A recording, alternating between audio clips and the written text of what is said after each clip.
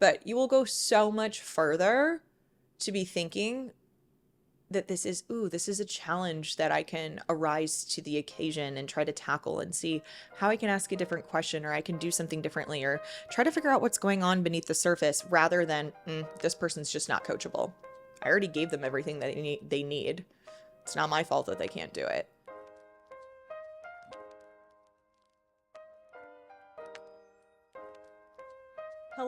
Hello, my friends. Welcome back to Not Another Mindset Show.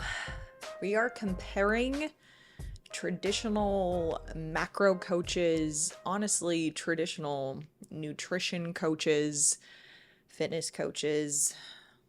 This could really be applied to just like traditional coaching in any sense, with behavior change coaching. If you're new to the podcast, if you're new to the work that I do, I very much live in the behavior change coaching land. My entire background, my entire career, my entire everything, my identity is very much wrapped up in mindset, psychology, and behavior change, and how you can use that in your coaching practices to see better, faster results with your clients, longer lasting results with your clients, and ultimately clients who stick around with you longer, clients who give you raving reviews and send you back more clients, better business. So much goodness comes when you are coaching with these types of tools.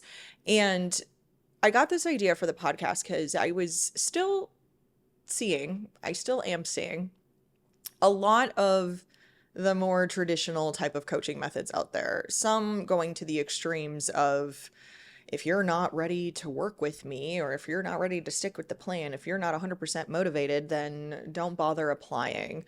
Very much the extreme end of things, which is so unfortunate, because the majority of people out there, meaning the majority of prospective clients for you, are not fully motivated. They don't really see how capable that they are. They don't believe in themselves. They have self-limiting beliefs. So if you are alienating those people, you're alienating most of the population that you could be working with. So having behavior change tools and having mindset tools and being able to speak to these people and support them in their motivation efforts is crucial.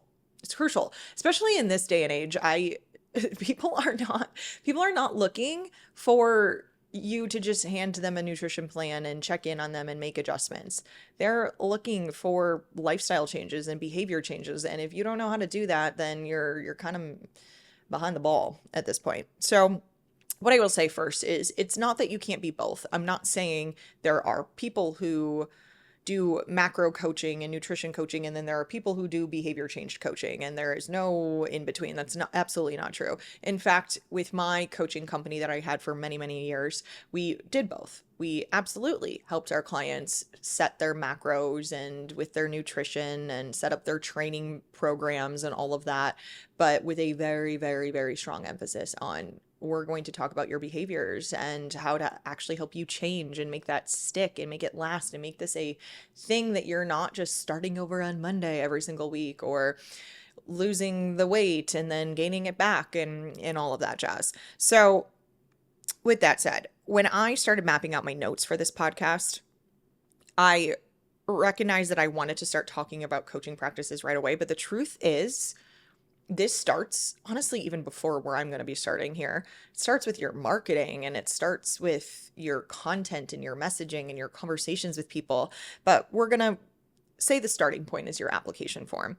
And with traditional macro coaching, traditional nutrition coaching, and honestly, the way that things were done for so long and still are currently being done, when we're looking at an application form for prospective clients, for new clients, the traditional thing that people usually think about, and I'm not saying that this is necessarily wrong, it's just incomplete, is to set up an application form so that you can figure out, is this person a good fit for me?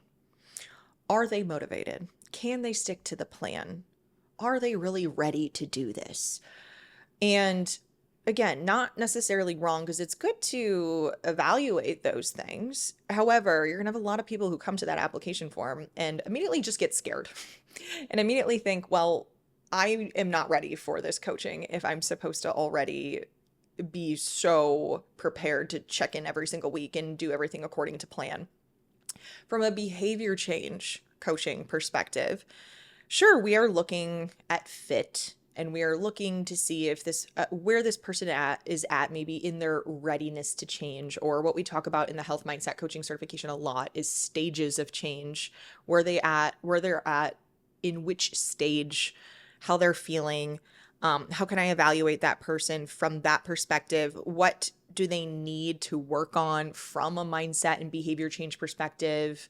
What do those limiting beliefs look like? How can I help them feel more capable and more confident in working with me?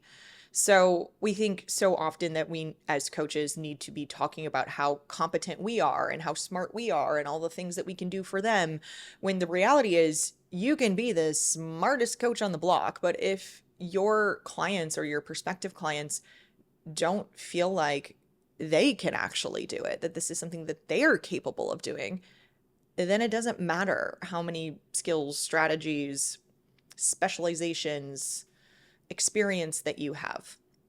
So really, I think a piece that's missing a lot when people are building out their application forms is not thinking from that type of perspective, is essentially how can I already start to cultivate a growth mindset in this person before they even get on a call with me, before we even start working together, because we need them to believe in themselves just as much, if not more, than they believe in you. This is a lot of what I talk about in it's not just it is actually my most popular DIY, like online digital product program, course, workshop series, whatever you want to call it, called Transform Your Forms, where I'm actually walking you through each step of this process, from sales calls and application forms and intake forms and coaching and all of that, and how to really insert behavior change into your coaching practices. I'll make sure that that is linked and shared with you in the show notes of this episode if you want to dive in even deeper. But speaking of intake forms, so let's say this person now signs on with you from a traditional coaching perspective. Intake form, what are we looking at? Diet history, their experience with tracking macros, their nutrition knowledge, their goals, things that are still important. I'm not saying do not include these things on your intake form. It's just, again, incomplete. So from a behavior change perspective, other things we really need to be thinking about is, again, their belief in their ability to change. I mean, this is really number one.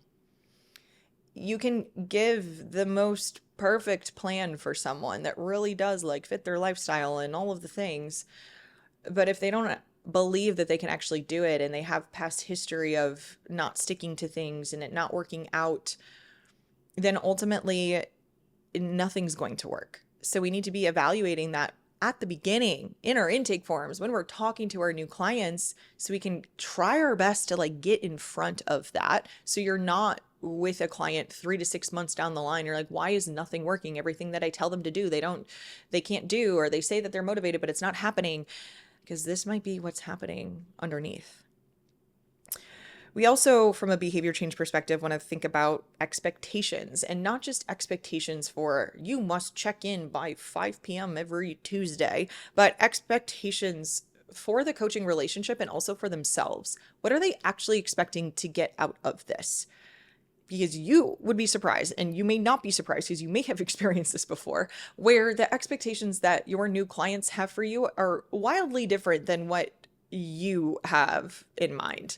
And you're kind of wondering, what made you think that this is how this was going to go? Or what made you think you were going to lose weight that quickly? Or what made them think that is that you guys didn't have a clear conversation about it. And we're so quick to say, why would this person think this? Or that's on them for having that type of expectation. But there's a lot of expectation setting that needs to be happening in the beginning, and your intake form could very well house a lot of that. Even asking them too, what would make this a success? Not just the entirety of the coaching relationship, and maybe within the first 30 days, what would success look like to you? Because that can also help you pinpoint, oh man, this person thought they were going to lose 30 pounds in the first 30 days. Really glad we're talking about this now, so they're not really upset or feeling like they're behind or thinking that this isn't working for them. after that first month.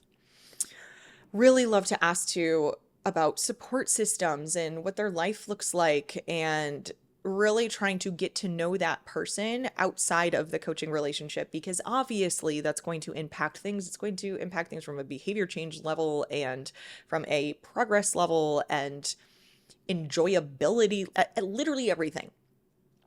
We can also use the intake forum to assess barriers and what I say boosters. I say barriers and boosters. So not just what's going to get in the way, what things are going to come up, what do you think is going to be the thing that makes this the hardest for you, but also what strengths do you already have? What do you think is going to support you the most during this? What is something that you have that I don't know about you yet that is really going to help you be successful? So this is a really great way to start cultivating a growth mindset and pulling out those strengths and seeing those bright spots in this new person that you really don't know anything about. And I think that's an important point to make too, because from a traditional coaching perspective, coaches really just think, like, I've worked with so many people who have the same problems and are looking for the same outcomes, and so I know I'm the expert. I've done this so many times. I've been coaching for so many years. But you don't know. You don't know this person, and you don't know what those barriers are. You don't know what those boosters are. You don't know what their life looks like. And they have so much information that's going to help you be successful, make your life easier, and help that person see success quicker as well. I also have mindset evaluation. So really just looking at asking them more questions around really what we're trying to do is like, where are we at on the spectrum here? How much of a fixed mindset are we looking at, growth mindset, but also in different areas, not just, do you have a growth mindset or a fixed mindset? That's a terrible question. Do not put that in your intake form, but instead really trying to pick out the language that they're using. Oh, I've never really been successful with anything before, or I don't really think I'm the type of person to track macros. Those are all fixed mindset statements. So being able to note those in the intake form, whether you're asking questions directly or you're just like kind of reading between the lines, and then being able to dive into that with them deeper to better understand, like, where did that come from? Tell me more about that. Again, something that we go over very heavily inside the health mindset coaching certification, and also just in a lot of my free content and resources that you can find, because it is such an important, like, foundational point and thing that we need to pay attention to with new clients, with old clients, with everybody. Okay, I got to take a quick pause here to talk to you about something very important. Your coaching forms, like your application form, check-in forms, intake forms. You, my friend, are probably missing out on a huge opportunity here, because most coaches see these forms as nothing but information gatherers. And I'm here to tell you, they should be doing so much more for you. Your coaching forms should be helping your clients shift their mindset and make behavior changes that actually last. And your forms really do have the power to do that. And I want to show you exactly how inside my recently updated and upgraded DIY workshop mini series, Transform Your Forms. This DIY program is a short series of video trainings from me where you'll learn exactly how to use the science of mindset and behavior change in your coaching forms. So yes, we're talking application form, intake forms, check-in forms, and we'll even dive into your sales calls and exit surveys. This is the easiest, fastest, and most affordable way to start including science-backed strategies into your coaching practices. So it's no wonder Transform Your Forms is actually my most popular DIY program. And now with these new updates, it's even better than ever. Over 700 coaches have already picked up this workshop series. Check out the link in the show notes to learn more. So touched on application form, intake form. Now let's say that person is working with you and we're talking about the coaching relationship. And man, there's so many different directions I could go here. And honestly, there's so many podcast episodes that you could dive into with this too. But really with traditional macro coaching or just traditional nutrition coaching, again, the biggest focus is on tracking. It's on numbers and adjustments to those numbers. And when things aren't working, we're just giving more solutions and more ideas, and try this thing then, or let's do it this way, or you're struggling here, why don't you try it this way instead? So if their protein numbers are lacking, you're sending them a PDF with high protein snacks If they're not hitting their water intake, you're reminding them to get a reusable water bottle and leave it at their bedside and next to their desk, you know? Um, and it's just, I will get into the behavior change side of things, but it's largely unhelpful because if you don't really know what's going on with that person and why they're not hitting their water, why the protein is harder for them to hit, just doling out solutions without better understanding that person is not going to get you very far. For those of you who've been stuck in that cycle of like, I keep handing them solutions on a silver platter and nothing is ever working, this is why. There's more questions and more things to uncover beneath that that is going to not help you give them a better solution, but together you guys will come up with a better solution, or they, even better, they will come up with the solution. In traditional coaching, we're always, looking out for what's going wrong, what needs to be fixed. If motivation is lacking, the conversation becomes, well, you don't really need motivation. It's fleeting. You can't rely on it. I'm not motivated all the time. You need to be disciplined. Like those types of conversations, or I can't do it for you. You need to be motivated yourself. Okay, let's get into behavior change coaching. And I'm not some of this is I wanted to say I'm not saying this is like inherently wrong, and it has likely been possible for you that you have given your clients a solution to a problem and it worked for them. But then a lot of the time you've probably seen where this doesn't work, right? So with focus on behavior change and using behavior change coaching methods instead, our biggest focus, instead of looking at weaknesses, really should be zeroing in on those strengths. And I kind of talked about this with like the barriers and boosters conversation, and picking up on language that your clients are using that showcases the beliefs that they have, and use that to inform different questions that you're asking that and the direction that you're going in your coaching. Again, guiding clients to come up with solutions on their own and lead the coaching relationship. Yes, you're the expert on nutrition and fitness and all of this stuff, but you are not the expert on your clients' lives. How you can better sit on your hands before immediately providing those solutions, ask questions, try to kind of like be the researcher in this sense and think, what other information can I get from this client in order to best support them versus what can I just tell them to do? And if motivation is lacking, rather than just the classic conversation of, well, we shouldn't rely on motivation all the time, I'm not motivated all the time, to instead assess things like the ABCs, which I have a full episode on this, which I will definitely link in the show notes for you. Autonomy, belongingness, and competence. These are basic psychological needs that we have as humans to stay motivated, and we are also motivated to meet those needs.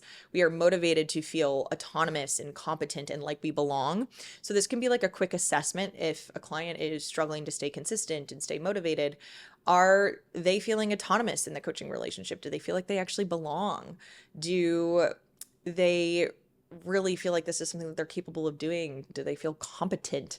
That can be, again, a quick assessment. And if you're a health mindset certified coach, then you know what to do once you notice that those things are lacking. And I've kind of shared some things here. And again, there's so much more in the podcast for you guys to see within other episodes. But definitely check out that one. Also, from a behavior change coaching perspective, we're not immediately blaming the client. This is where I can get kind of worked up, because so many coaches, and this is such like the traditional coaching ways is, okay, I'm going to give you this advice, and then if you don't follow it, then that's on you, honey. And that is not effective coaching. It's not good coaching anyway. But instead to look at your own coaching methods. Okay, so if this person isn't performing, if they're not sticking to the plan, if they're really struggling, what could I be doing differently? What could I be doing better? And it's not to say that this isn't a two-way street type of relationship, right? Like it absolutely is. But you will go so much further to be thinking that this is a challenge that I can arise to the occasion and try to tackle and see how I can ask a different question, or I can do something differently, or try to figure out what's going on beneath the surface, rather than this person's just not coachable. I already gave them everything that they need. It's not my fault that they can't do it. Like, I literally can't even say those words without feeling gross. um, Also, from a motivation perspective, if you're a behavior change informed coach, you're thinking about the different types of motivation that are out there rather than thinking, how do I help this person get more motivation, or they just need to be more motivated? It's, well, what type of motivation are we operating from? Because if this is all extrinsically motivated, this person is wanting to lose weight, get healthier, do all of these things for something or someone else, then it's no wonder they can't stick with it. The closer we can get to intrinsic motivation, and this coming from internal places, there are various types of motivation, and I have talked about this on the podcast before. Intrinsic motivation is at its purest form enjoying something. So I'm motivated to do it because I actually enjoy it. And for anything that you have that you enjoy, it probably doesn't really feel like I have to be motivated to do it. It's just you're doing it because you like it, but that is intrinsic motivation. How can we help clients get more of that? How can we help them tie their personal values and beliefs and identity into what they're doing? Because if that's there, then they're going to be more motivated. So that's how you think like a behavior change coach when it comes to motivation. And that's just like one tiny little piece of the behavior change coaching pie. There's so many other aspects, habit formation, stress, self-control, self-sabotage, growth versus fixed mindset, communications. I mean, so much stuff, which you can learn all those things inside the health mindset coaching certification. Shameless plug. Without understanding client psychology, mindset, behavior change, it can be really easy to just write off clients as being uncoachable. But the most successful coaches are the ones who lean in and try to uncover what's going on underneath and what questions they can ask and really get into it with their clients and let their clients be in the driver's seat rather than trying to lead and tell them what to do all of the time. And remember, again, I'm going to say this, I said at the beginning, the people who are feeling unmotivated and struggle with consistency are the ones who need you the most. And they're the ones that you are going to have the most incredible transformations with. Hey, we all love to have some easy clients who you can just toss some macro numbers at and throw them a training plan and they just stick to it and everything's great. But there's not actually a lot of fulfillment in that. Think about the person who has a lot of weight to lose and really needs to change their lifestyle, and it's really weighing on other aspects of their life like work and productivity and their families because they aren't feeling their best, don't have enough energy, and they're really, really struggling to stay motivated and change their behaviors even though they want to so badly. If you can change that life, that's what we're trying to do here, right? We're not trying to just tell someone how many grams of carbs they need to eat and then they hit them. Again, easy money, but we're trying to change lives out here. And in order to do that, you really need to understand behavior change, mindset, psychology, all of the things that I talk about on this podcast. And this is why I am so passionate about it. Okay. All right. I think that's all I have. Like I said, there's so many different aspects of this that I could go into. I could pick it apart by like communication methods and talk about, again, like content creation and all of that stuff too, and just how you're speaking to people. But I think those are kind of like some of the bigger dial movers, and I'm going to leave it at that. If there's any other aspects of this that you would want me to break down, like talk more about communication methods or, like I said, content creation or anything, please let me know, because I'm here for you and I want to talk about things that you want to hear about. Okay? All right, my friends, that is all I have for you, and I will see you next week.